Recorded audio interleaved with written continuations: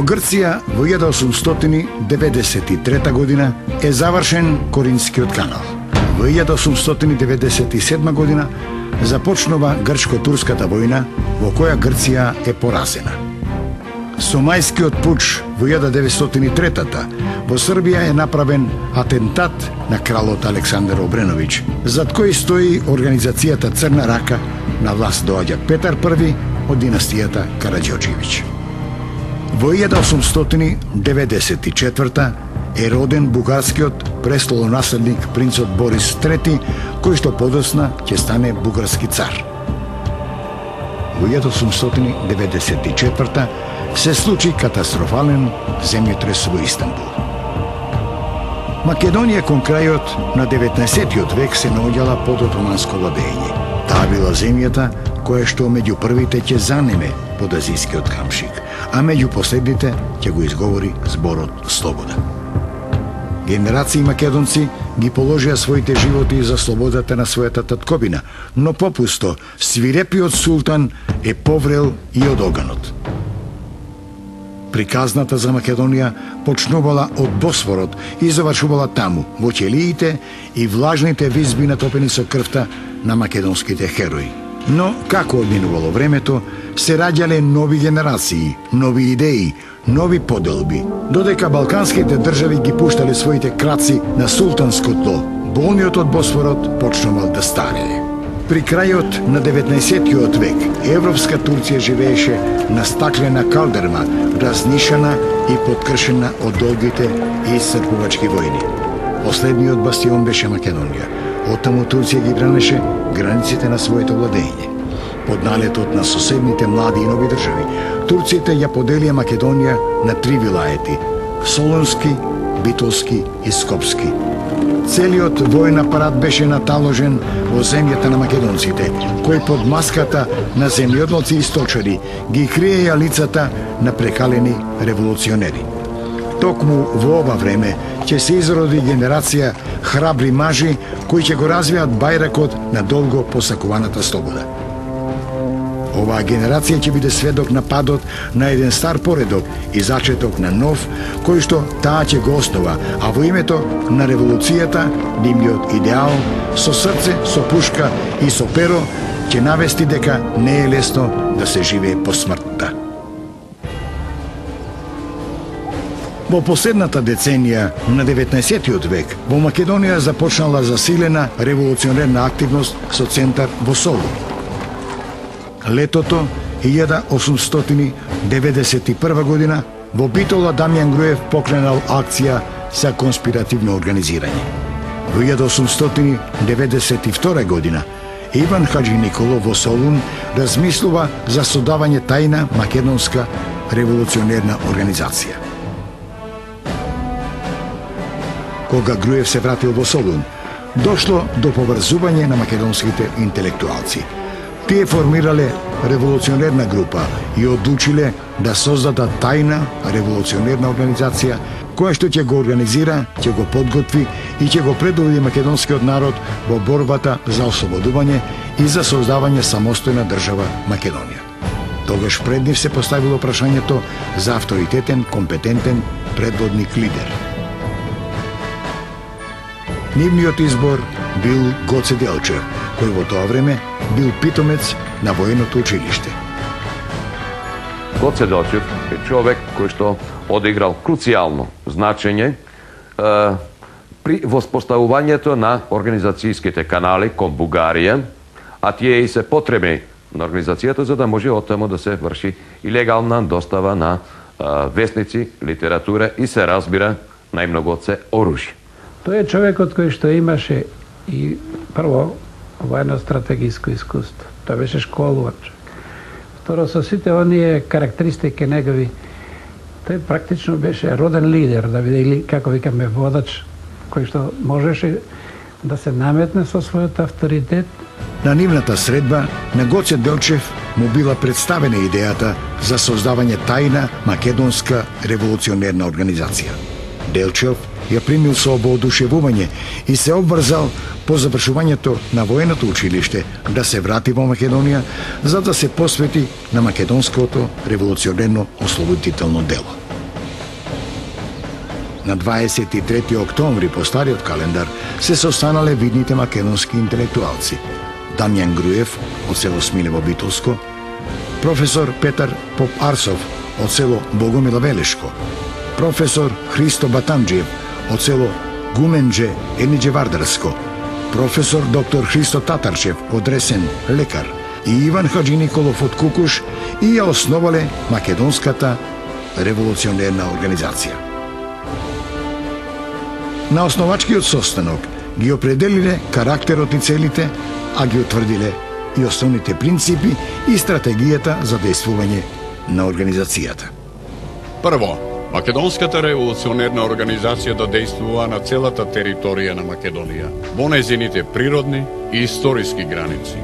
Второ, организацијата да биде револуционерна, конспиративна. Трето, да биде самостојна и независна. Во организацијата да се примаат само лица родени во Македонија и кои живееле во Македонија без разлика на нивната народност и вера. Четврто, кај македонскиот народ да буди сознание за самозаштита, револуционерната идеја да ја шири усно и преку печат и да го подготви народот за оружено востание со сопствени сили да се бори и избори за свое ослободување и создавање самостојна држава. При утврдување на целта, основачите на организацијата се раководеле според меѓународната положба на Македонија. Го зеле предвид и ставот на европските големи сили и непријателското обкружување од агресивните соседни држави. Се определиле за остварување потполна политичка автономија на Македонија како етапа кон создавање самостојна и независна држава. 6 големи сили по Берлинскиот договор, односно Конгрес, воспостави еден поредок на Балканот и тие тој поредок сакаа по секоја цена да го зачуваат, затоа што не беа подготвени на тој регион од посебно значење стратегиско за ним, за сите ним поединечно, но и колективно.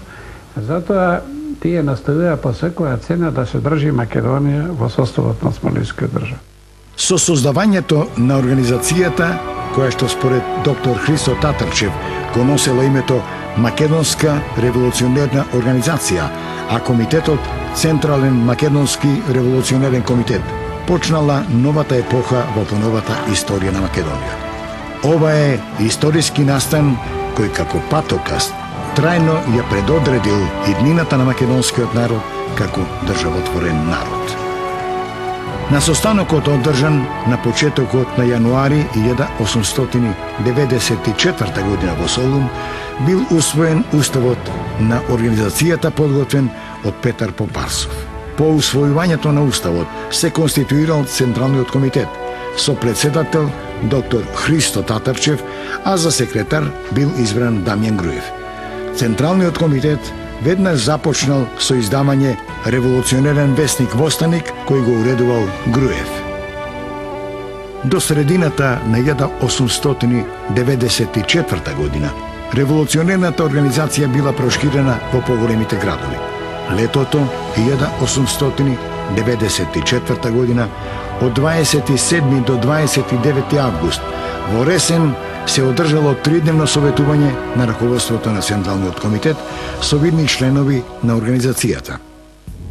Советувањето било одржано за време на осветувањето на ново изградената црква Свети Кирил и Методий.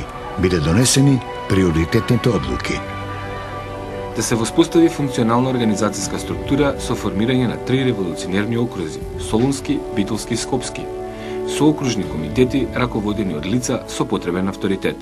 Финансирањето да се врши од членовите и придонеси од поддржувачи на револуционерното ослободително дело, да се засили пропагирањето на револуционерната идеја со создавање на нови весници и револуционерна литература.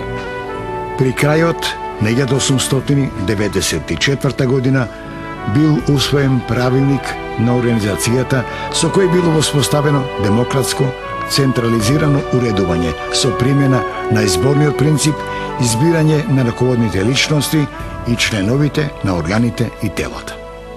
По ресенското советување почнале да се издаваат и револуционерните вестници Бунтовник и На оружје. Есента 1894 година на организацијата и се приклучиле Гоце Делчев, Перетошев, Христо Матов и Ѓорче Петров. За кратко време, организацијата постигнала голем подем. До средината на 1895 година таа се проширила на целата територија на Македонија, вклучувајќи ги и македонските села. Организацијата воспоставила целосна структура на органи, окружни, околински, градски и селски комитети. Со уставот на организацијата се воспоставила сувереност на организационата територија под девизата Македонија на македонците. Македонската револуционерна организација била и останува тајна, но не и за Бугарија, за која била само внатрешна револуционерна организација која бугарите сакале да ја употребат за постигнување на нивната државна политика. Поне цела година од конституирањето на Централниот комитет, Бугарија ја утврдила својата стратегија за действување против организацијата во Македонија. И тоа со создавање паралелна организација од многобројната македонска емиграција во Бугарија, чиешто раководство во Софија ќе се наметне како врховно раководство. Создавањето на таквата организација требало да го наметне обединувањето на двете организации и да го преземе раководењето со македонските работи. Оваа организација си поставила за своја цел извојување на политичка автономија на Македонија, приложена и гарантирана од големите сили.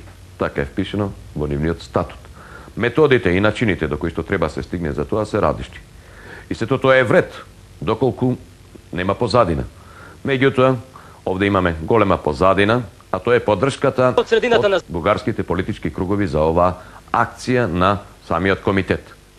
Врховниот комитет се стави во служба на бугарската државна политика и бугарската државна политика сметаше преку тој комитет дека ќе превземе раководењето со македонската револуционерна организацијата во Македонија и полека ќе моделирало, ќе прилагодува на потребите и интереси на бугарска државна политика. Во декември истата година, во Софискиот комитет влегле активни и резервни офицери на бугарската војска под председателство на генералот Даниил Николаев, со што Софискиот комитет објавил дека го презема раководењето со македонското ослободително движење. Водечките личности на организацијата на состанокот одржан во Солун летото 1895 година договориле да се преземат мерки за запирање на надворешното посегање по организацијата. Гоце Делчев отпатувал во Софија со задача да спречи секакво надворешно мешање во работите на внатрешната револуционерна организација во Македонија. Со определување на свој задграничен представник, а веднаш потоа и со представништво, внатрешната македонска револуционерна организација ја демонстрирала својата самостојност и независност. Организацијата презема мерки за спречување на надворешното мешање. Во февруари 1896 година во Софија Делчев се состанал со генералот Николаев. Го предупредил дека револуционерната организација во Македонија била и останува самостојна и независна, единствен легитимен представник на Македонија и дека нема да дозволи мешање во внатрешните работи. Софискиот комитет, инструиран и поддржуван од владата на Бугарија, започнал да префрлува вооружени чети во Македонија и со атентати да провоцира засилување на теророт на властите на османлиската држава над македонското население, со што требало да се парализира дејноста на внатрешната револуционерна организација. Во летото 1895 година од територијата на Бугарија била преземена провокативна четничка акција во Горноџумајско и во Мелничко. Тие на војнички план доживеа катастрофа во Османската империја, бидејќи на османските власти им беше познато дека навлегуваат чети од Бугарија во Македонија, па затоа ги пресретнаа уште по патиштата. Единствен нешто поголем успех постигнал одредот на Борис Сарафов, кој што успеал неколку часови да влезе и да се задржи во градчето Мелник. Го запалиле затворот, ги пуштиле политичките затвореници и веднаш потоа и тие се повлекле назад. Оваа провокација, овој настан и овој успех на Сарафов во Мелник подосна послужил како аргумент за да се оправда срамот и неуспехот на останатите дружини кои што навлегле во Македонија и затоа е наречена Мелничко востание. На 19 февруари 1897 година Бугарија и Србија подпишале тајна спогодба за меѓусебно толерирање на пропагандната дејност во Македонија. Во истото време, бугарската влада почнала да презема конкретни мерки против внатрешната револуционерна организација. Бугарската екзархија и Софискиот комитет по налог од бугарската влада со активно учество на подполковникот Анастас Јанков, кој што бил доверливо лице и личен пријател на бугарскиот кнез Фердинанд, организирале формирање на тајно бугарско револуционерно братство внатре во Македонија. Братството било формирано во март 1897 година во Солун под раководство на бугаринот Иван Гарванов. Во него влегле проекзархистички определени македонци. За финансирање на тајното братство и за негово јавно дејствување, во ноември, бугарскиот трговски агент во Солун формирал легално бугарско добротворно братство Милосрдие, во кое членувале сите припадници на тајното братство.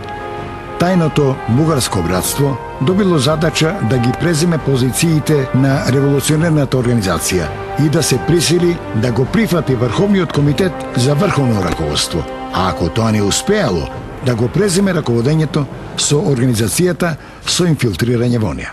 Кога сето тоа не успеваше, беше формирана, се обидува да формира натре паралелна организација, Бугарското револуционерно братство во Солун. Начело со Гарванов, бугарин, етнички бугарин, кој што дојде, беше пратен со таква мисија во Македонија. И тој формира едно јадро во Солун, меѓутоа успеа и во внатрешноста, подржувано од дипломатското представништво, од екзархијата, дури во внатрешноста на Македонија во поедини места да се формираат нивни, така речеме, филијали или групи. За намалување на незината отпорност, братството започнало со разоткривање на мрежата на организацијата и со елиминирање на незините водечки личности. Тоа стана многу опасно за револуционерна организација, додека од надвор се дејствуваше, многу полесно се спречуваше, а сега кога внатре се појави, тогаш се постави прашањето за односот. На неколкуте советување на Централниот комитет дури се завзеде став да се за пресметка со оним за нивна ликвидација. Меѓутоа, за да не дојде да се предизвика внатрешни судри во Македонија, оние што, да речеме, поумерените составовите во револуционерниот во Централниот комитет завзела став дека треба да се постигне договор, односно тие да се интегрираат во организација. Во септември 1899 година Иван Гарванов, по инструкција од Софија, на председателот на Централниот комитет Христо Татарчев му предложил да го распушти братството, под услов неговите членови да влезат во организацијата. Татарчев дал согласност, поддржан од Иван Хаджиниколов. Братството се расформирало. Гарванов бил кооптиран во Солунскиот окружен комитет, што подоцна се покажало како фатален превид на Татарчев. Одлуката да се вклучат Гарванов и неговите привреди организацијата, нели Ѓорче го дефинира како пуштање на волкот во трлото на овците. И тоа имаше она пресудно понатаму за развојот на состојбите во Македонија. Дејноста на организацијата продолжила и се одвивала во најстрога тајност. Секој незин припадник бил должен да се придржува на пропишаните мерки за конспиративност при подготвување и изведување на секоја акција. За обезбедување на конспиративноста на внатрешните врски биле воспоставени курирска служба и тајна пошта. Одлуките и наредбите на повисоките органи, извештаите, писмата и другите довеливи материјали биле пренесувани преку тајни канали од курири, одбрани лица, подготвени да издржат и најжестоко мачење, па и да го жртвуваат својот живот. Тоа е посведочено со настанот од 19. април 1896 година во Битола, кога Доне Стојанов при пренесувањето бомби бил откриен. Откривањето е сосема случајно. Нео го направиле колџиите од режијата за тутун, барајќи илегално шверцување на тутун во товарот на Доне, всушност откриле бомби. доне затворен, меѓутоа и покрај сета тортура што е спроведена над него, тој не признал ништо и власта не успеала да открие буквално ништо, иако биле спроведени опсежни истражни действија и во Битола и во Штип. Како резултат од оваа афера, ние имаме всушност еден позитивен настан, кој што придонел за афирмација на издржливоста на луѓето членови на организацијата. За зачувување на тајноста, преписката била шифрирана. За документите од посебен доверлив карактер со третман на апсолутно тајна, била употребувана шифрирана азбука, тајно писмо со хемиско невидливо мастило. За кореспонденција меѓу Централниот комитет и окружните комитети, за градовите и личностите биле определени псевдоними: Светагора за Солун, Ерусалим за Битола, Женева и Белград за Охрид, Цирих за Струга и други. Потоа Ахил за Гоце Делчев, Марко за Ѓорче Петров и други. Била извршена промена во политичката стратегија и било променето името на организацијата. Таа била преименувана во тајна Македонско-Одринска револуционерна организација. Со усвојување на уставот била воведена нова поделба на реони. Биле формирани 7 револуционерни окрузи: Солунски, Битолски, Скопски, Штипски, Струмички и Одрински, и била воспоставена целосна структура на органи: Конгрес, Централен комитет, окружни, околиски и местни револуционерни комитети. Организацијата кадровски станува помоćна и поголема со постепено формирање на своји оружени сили. Со уставот, окружните и околиските револуционерни комитети биле задолжени да формираат вооружени чети. Се поставува прашањето како наеднаш да се создадат тие чети, кои ќе бидат луѓето што ќе бидат врбувани во нив, кои се тие што ќе бидат поставени на чело на четите. Па во таа смисла се зема за пример четата на Михаил Апостолов Попето. Тој всушност во прво време добило властување од Централниот комитет и представува еден вид на четничка школа. Затоа многу често се користи терминот четничкиот институт. Во неговата чета биле испраќани помлади, поинтелигентни луѓе кои што со својата активност во меѓувреме биле компрометирани пред власта и не можат да обстојуват како легални членови на организацијата.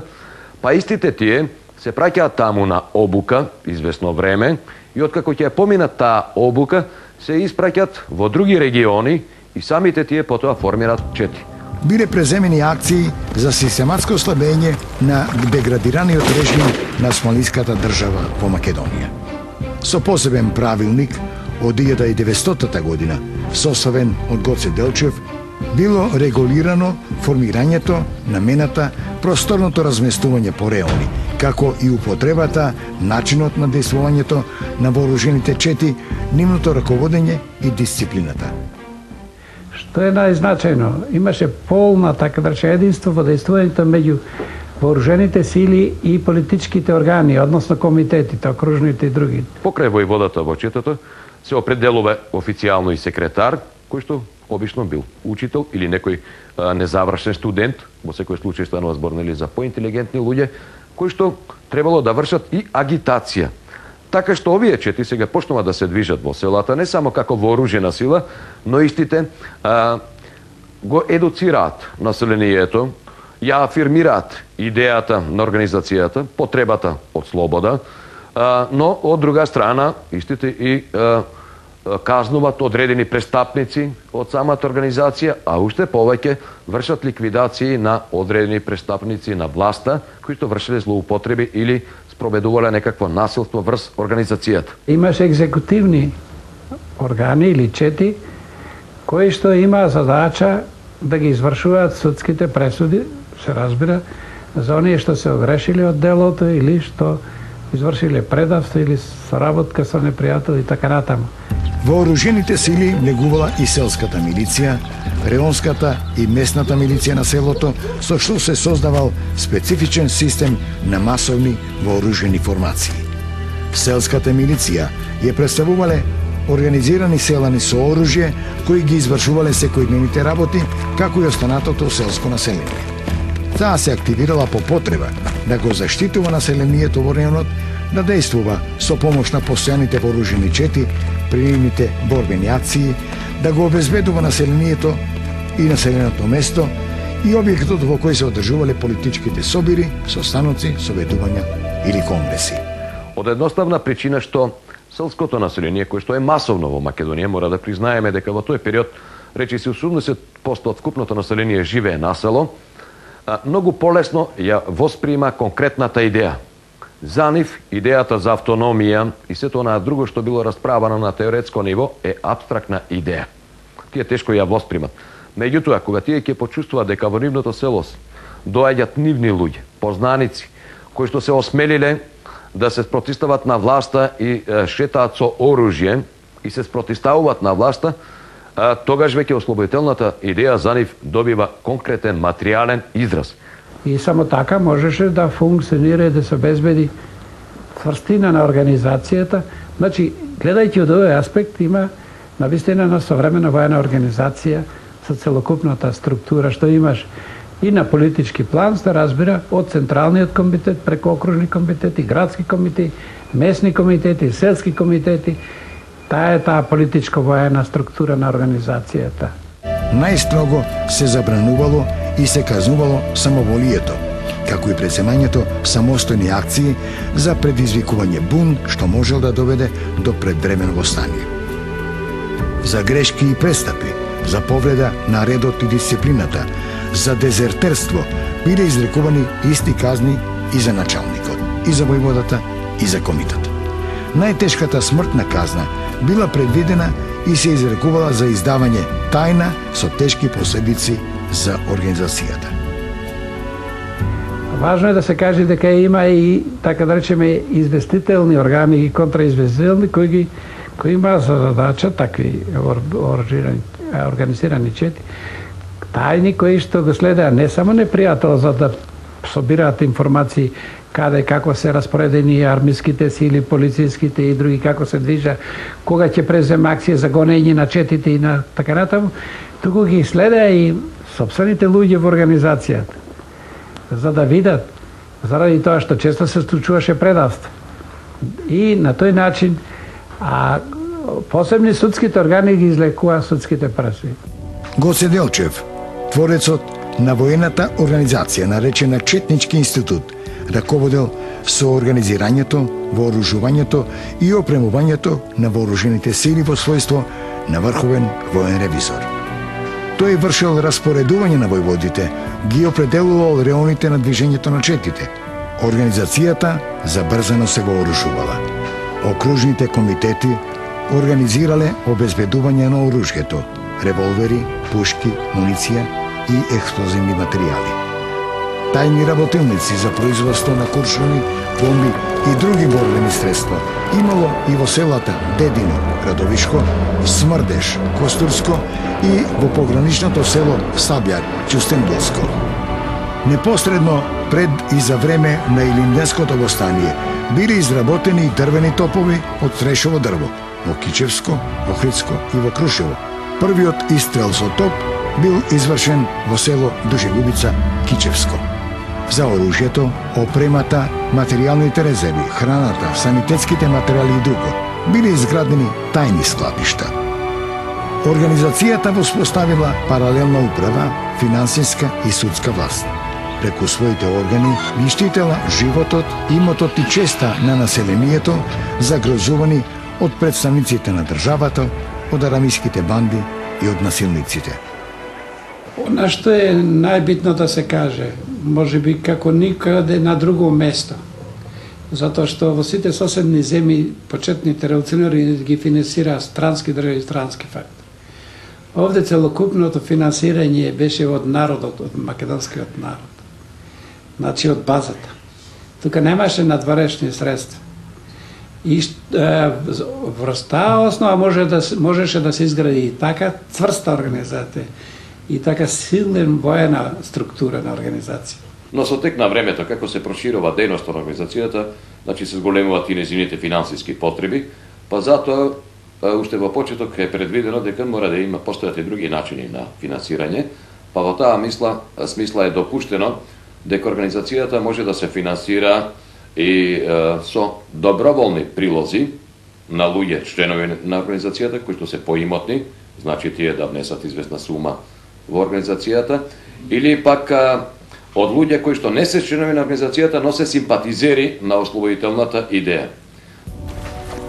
За обезбедувањето на потребните средства, организацијата вовела прогресивно даночно задолжување според имотната состојба на домаќинствата, така наречен револуционерен данок. Вообичаено на таквите им се издава расписка, тоа е значи документ, потврда, со којто се потврдува дека внеле известна сума во касата на организацијата. За неизвршување на даночните обрски биле предвидени строги санкции. За ненавремено плаќање било предвидено двојно даночување, а за одбивањето на плаќањето и најстрога смртна казна. Средствата од глобите од паричните казни се користеле за купување оружје. Македонското население своите спорови ги решавало во судовите на организацијата. Незините органи ги решавали брачните спорови и бракоразводните дела кои биле во надлежност на црковните институции. Во граѓанските, имотни и други спорови, овие судови се наметнале како реална судска власт до тој степен што и муслиманите во споровите со македонци ги предпочитале судовите на ВМРО пред судовите на османлиската држава. Спроведувањето на одлуките на телата и судските решенија на револуционерните судови ги извршувале посебните органи. Во првата фаза специјални вооружени групи, а потоа територијалните чети и тајната извршна полиција. Организацијата реализирала и своја социјална политика. Управните тела во пракса ги спроведувале нормативните одредби за заштита и за помагање на сиромашните. Така се постапувало кога се определувале обврските на луѓето во македонските села и во градовите во облик на даноци и други давачки, како храна и облека за четите. Сите слоеви на македонскиот народ имале интерес за отфрлање на власта на османлиската држава и за создавање македонска држава. Организацијата прераснала во масовно народно ослободително движење. Била создадена македонска тајна држава во османлиската држава. На 21 јуни, 7 јули, по нов календар, 1901 година, на Иванден, во манастирот Света Петка, во село Велгошти, Охридско, при осветувањето и давањето благослов на чета на организацијата, свештеникот Анастас Стемјанов рекол: Ја осветувам и ја благословувам воскреснатата Самуилова војска. Организацијата прогласила суверенитет и територијален интегритет на Македонија. Вооружените чети на Врховниот комитет од Софија биле прогонувани и враќани во Бугарија, давајќи на знаење дека организацијата е единствениот легитимен политички представник на Македонија и воен фактор што требало да се респектира. Од таа позиција, организацијата ги определила своите односи со соседните држави и со другите надворешни фактори, а со тоа и со својата надворешна политика. Надворешната политика ја спроведувала преку задграничните представништва во Софија од 28 декември 1895 година, во Атина од 1900 година и преку комитетот во Цариград и тајните кружоци на македонските студенти во Русија. До почетокот на 1903 година македонскиот народ идејно и морално бил подготвен за секакви жртви за ослободување и за создавање своја држава. Битолскиот владика на грчката Цариградска патријаршија на 20 јануари 1903 година известувал: Луѓето во Македонија се занесени од суетни надежи за скорешна независност во едно автономно кнежевство. Во предилинденскиот период најголемо значење и со најдалекусежни последици е Солунската провала, која што настанала во почетокот во јануари 1901 година. Поводот е банален. Неколку мина помлади активни членови од Централниот комитет престојувале во една гостилница и веројатно во една релаксирана атмосфера разговарале поопуштено за многу работи од ослободителното движење, при што гостелничарот кој што бил грк го соопштил тоа на власта и започнува потрага по нив. Како последица на целата оваа провала се уапсени сите членови на Централниот комитет, меѓу кои Христо Татарчев, Иван Каджиниколов, Пере Тошев и Христо Матов. Практично немаше Централен комитет. Сите членови на Централниот комитет беа осудени и испратени на заточеништо, нели, во Мала Азија, и на тој начин практично беше извршен формален преврат во организација. Последен од нив на слобода останал Иван Каджиниколов, кој што во момент на очекување на состојното апсење ги предал шифрите, печатот и се друго во рацете на Иван Гарванов. И сега Гарванов си вклучи некои своји луѓе, неколку своји луѓе, за да го, така наречеме, комплетира, така да речеме, Централниот комитет. И веднаш првата задача му беше да ја реализира онаа стратегијата на надворешниот фактор. Да се донесе, да се издейства донесена одлука што побрзо се крене во стание. Во септември 1902 година Врховниот комитет одлучил да испровоцира востание со цел да се ослаби револуционерната организација. На 23 септември добро вооружени чети предводени од офицери на бугарската војска под раководство на генералот Иван Цончев навлегле во Џумајско и објавиле востание. Со оваа провокација беше нанесена значајна штета на македонското ослободително движење воопшто, затоа што со овие чети всушност беше саботирана идејата за масовно востание, идеја за која што работеше македонската револуционерна организација. Освен тоа, со оваа провокација беа испровоцирани османските власти кои што спроведоа жестоки репресивни мерки во сите оние региони каде што действуваа врховистичките чети и беше спроведено масовно разоружување на населението. Од друга страна, со масовниот терор и репресалиите кои што ги спроведе власта во овие региони, беше демотивирано населението од тој крај.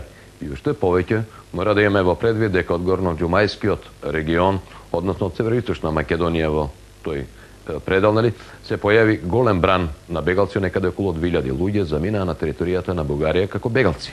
Се покажало невозможно македонскиот народ да се крене на востание со акции организирани од Бугарија. Веднаш бил активиран планот Иван Гарванов со приврзаниците во Централниот комитет да наметне донесување одлука за востание во пролета 1903 година со недоволно вооружениот народ. Требаше да се предизвика порано недоволно вооружен народот и подготвено востание, за да се задуши брзо и ефикасно, да се деморализира народот, да се одложи на тој начин решање на македонското прашање, како македонско прашање, и да се наметнат како фактори Бугарија и другите соседни држави, значи, за неговото решавање. На Солунскиот конгрес од 2 до 4 јануари 1903 година, без учество на Гоце Делчев, Ѓорче Петров, Пере Тошев, Јане Сандански и останатите револуционери, блиски на Делчевите идеи, Гарванов се повикал на Уставот за општо востание. Со пропагандното ветување оружје и војна помош од Бугарија и издействувал да се донесе решение за востание во пролета што предстоела. Со оглед на фактот што голем дел од учесниците на Конгресот малку ја познават вистинската состојба на теренот и малку време работеле реално на теренот, не дошло до некоја посериозна дискусија и анализирање на сите состојби во Македонија. Тие едноставно ги прифатиле аргументите на Гарванов дека состојбата е пријатна, благопријатна меѓународната положба, а опасноста од брковистите на вистина била реалност. Тоа е факт, бидејќи дури бил прикажан на Конгресот еден таков повик од брковистите, па така тие едноставно гласале за востание. И она уште по моје мислење многу по-лошо за самото востание беше што Централниот комитет таков како што беше не е превзеде одговорноста да раководи со организација, туку препушти секој од окружните комитети да одлучува кога ќе се крене и како ќе се води востанието. Спротивно на она што беше централизирана, строго централизирана организација, масовно на теренот, добро екипирана, сега требаше, значи, на некој начин да се децентрализира и да се разбие координацијата во водењето на оружените акции. За востание била крајно неповолна и внатрешната и меѓународната ситуација. Османлиската држава никаде не била војно ангажирана, а сите европски големи сили биле против нарушување на незиниот внатрешен поредок и на мирот во Македонија, а со тоа и на мирот на Балканот. Владата на Османлиската држава, која имала на располагање огромна редовна војска со модерно вооружување, стационирана во Македонија и во соседните области, потоа нередовна војска, башибозук и многобројно муслиманско население и одврзани раце да ја употреби сета своја сила, посекувала кревање масовно востание, заеднаш и за секогаш да се пресмета со Македонската револуционерна организација. Централниот комитет ги задолжил окружните комитети да ги интензивираат подготовки. Со тоа бил активиран целиот механизам на организацијата. Во јануари започнало масовно враќање на македонските студенти и печалвари.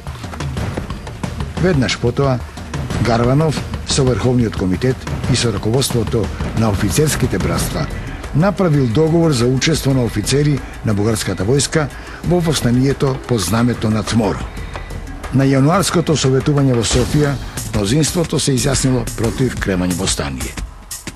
Нивната теза е дека со оглед на состојбите мора нешто да се превземе во Македонија, но тоа да не биде масовно востание, така како што мисли Централниот комитет, со вклучување на сето население, туку нивната теорија е да се засилат активностите на четите во Македонија, да се изведуваат што поголем број на диверзантски и терористички акции со рушење на мостови, тунели, железници и така натаму. Да добие карактер на герилско или, како велиме, партизанско војување, за да не се излажи на уништување целиот македонски народ.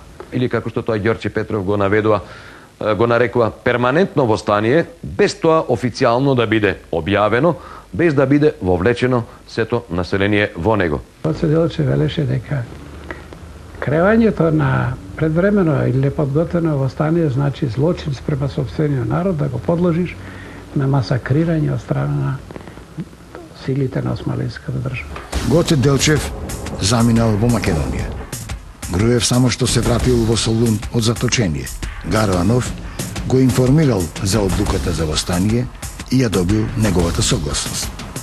Во Солун Делчев се состанал со Гарванов и со Груев, а потоа и одделно со Груев. За оваа средба ги имаме само зборобите од Даме Груев во неговите спомани, кој што вели дека Делчев главно приговарал дека Српскиот револуционерен округ не е доволно вооружен. И тука дојде до, може би, развидување, прв пат развидување меѓу Гоце Делчев и Даме Груев, затоа што Даме Груев остана на позицијата за кревање на востание, додека Гоце Делчев од тука заминуваше да се врати во Серскиот округ, од таму да действува, да се закажем беше конгрес, нели, во Либутуш планината, и мислеше да се мобилизира силите да добие подруг тек. А во исто време, од тука Даме Груев заминал за Смилево, каде што требало да се одржи конгрес, на кој што треба да се разреши прашањето за востание во Битолскиот револуционерен округ. Што значи, можеме да заклучиме дека од средбата помеѓу Груев и Делчев во Солун произлегла нивна спогодба за заеднички настап, секој во еден од окрузите каде што ќе се одржи конгрес и каде што ќе ги разрешат прашањата. Делчев се упатил во Серскиот револуционерен округ на окружниот конгрес закажан за 6 мај во Ловченската корија. Бил следен цело време. Тогаш бил активиран планот за негово ликвидирање. Пред пристигнувањето во селото Баница Серско, каде што го чекале Димитар Гуштанов и Михаил Чаков со своите чети, како и Димо Хаджидимов, османлиските армиски сили го блокирале селото. Во борбата на 4 мај 1903 година Делчев бил убиен.